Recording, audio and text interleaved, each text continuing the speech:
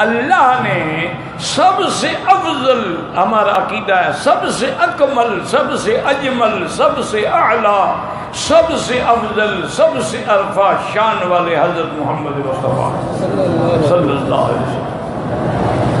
لیکن اللہ نے حضور کی ولادت کا قصہ تو قرآن میں بیان نہیں کیا۔ سارا قرآن پڑھے ہیں تو حضور کے بارے میں، آپ کی ولادت کے بارے میں قرآن میں ذکر نہیں ہے۔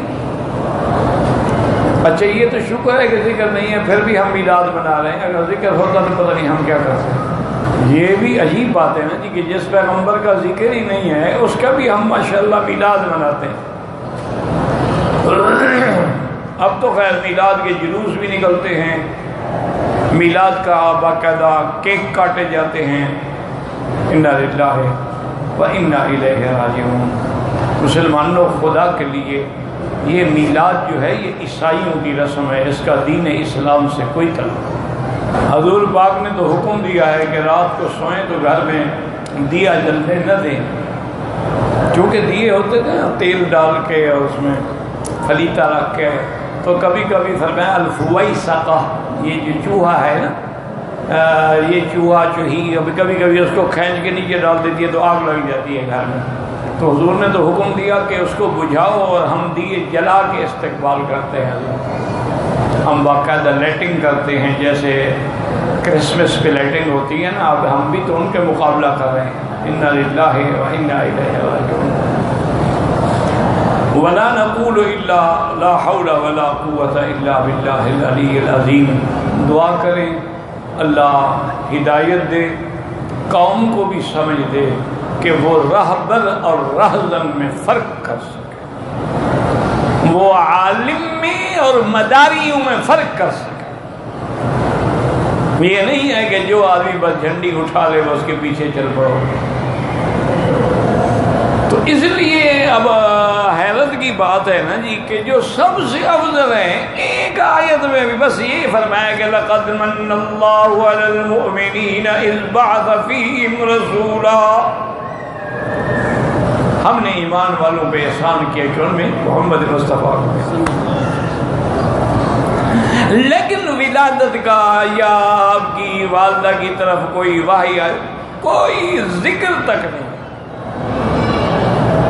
اور جو واقعات ہمیں ملتے ہیں وہ حدیث مبارک میں بھی نہیں ہے، کیونکہ حضور کی ولادت سے پہلے تو کوئی حدیث تھی نہیں نا، حدیث تو حضور کا فرمان ہے نا،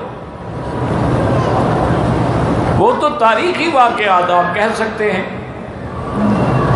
تاریخی روایات آپ کہہ سکتے ہیں کہ حضور کی والدہ نے یہ کہا کہ میں آوازیں سنتی تھی، جب حضور پیدا ہوئے میں نے روشنی دیکھی تھی، تو بی بی آپ کی والدہ کی باتیں ہیں، وہ حدیث و قرآن میں تو نہیں ہے۔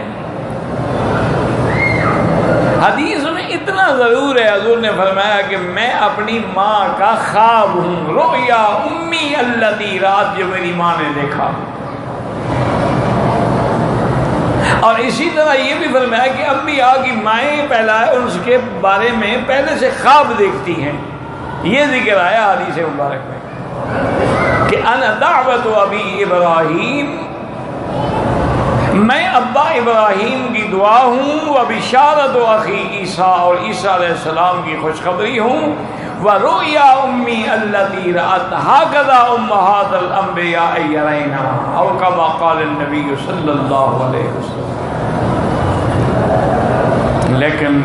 اللہ نے موسیٰ علیہ السلام کا تو اتنی تفصیل بیان فرمائی ہے۔ اچھا عیسیٰ علیہ السلام، عیسیٰ علیہ السلام کی تفصیل کا تو یہ عالم ہے کہ صرف عیسیٰ علیہ السلام ان کی ماں کا ذکر نہیں، ان کی نانی سے بھی قصہ شروع ہوتا ہے۔ اذ قالت امرأۃ عمران، عمران کی بیوی جو تھی وہ بی بی مریم کی ماں تھی، تو عیسیٰ علیہ السلام کی نانی بنی نا،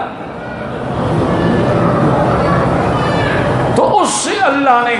قصے کا ذکر فرمایا ہے کہ انہوں نے کہا کہ یا اللہ میں نے منت بنی ہے، انی نذرت لک ما فی بطنی محررا فتقبل منی، کہ جو میرے پیٹ میں ہے میں تیرے نام پہ آزاد کروں گی اور وہ تیرے دین کے لیے کام کرے گا، میری اس منت کو قبول فرما لے۔ یاد رکھو منت ماننا جائز ہے، لیکن اللہ کے نام پہ ہو، کسی غیر اللہ کے نام پہ نہ ہو۔ غیر اللہ کے نام پہ منت ہے، منوتی ہے، نظر ہے، نیاز ہے، سور ہے، پکار ہے، گناہ نہیں، شرک ہے، آدمی مشرک ہو جاتا ہے۔ ہاں اللہ کے لیے منت مانی جائے کہ بھائی مجھے اللہ نے بیٹا دیا تو میں مدرسہ بناؤں گا، میں مسجد بناؤں گا، میں دین کا یہ کام کروں، بالکل ٹھیک ہے، یہ ہونا چاہیے۔ لیکن ایک بات یہ بھی یاد رکھیں کہ حضور نے فرمایا کہ منت وغیرہ سے ہوتا کچھ نہیں، کوئی فائدہ نہیں ہوتا، صرف یہ ہے کہ بخیل کا مال نکل جاتا ہے۔ بخیل ایسے تو خرچ نہیں کرتا، منت مانے پھنس گیا نا، اب تو پوری کرنی پڑے گی نا، ورنہ جو اللہ لکھ چکا ہے وہ ہوگا، منت مانو یا نہ مانو۔ جو خدا کو نہیں مانتے ان کے کام نہیں ہو رہے۔